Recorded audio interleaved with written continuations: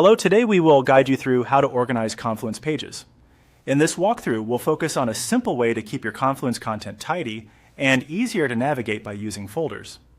Organizing pages into folders can help reduce clutter, make related content easier to find, and create a cleaner structure for your workspace, especially as the number of pages grows.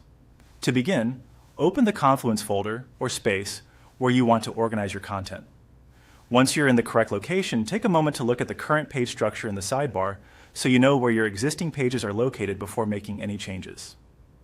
Next, move to the left-hand navigation panel and click Create. This is where Confluence gives you options for adding new content and structure to your workspace.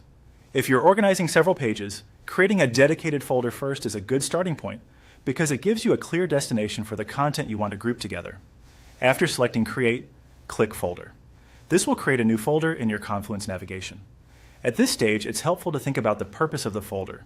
For example, you may want to group pages by project, team, topic, or process. Keeping folder names clear and specific will make the space easier for everyone to use. Once the folder has been created, find that new folder in the navigation and click the three-dot menu associated with it. This menu typically gives you access to additional actions and settings related to that folder. Even if you're not changing any settings right away, opening this menu helps confirm you're working with the correct folder before moving content into it. Now you're ready to organize your pages. Locate the pages you want to move, then drag and drop them into the folder you just created.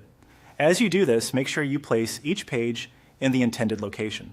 If you're moving multiple pages, it can help to go slowly and confirm each one lands in the folder correctly. This avoids confusion later and helps maintain a clean page hierarchy.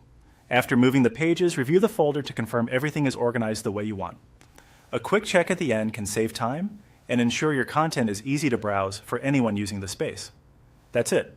You've successfully organized your Confluence pages by creating a folder and moving the relevant pages into it.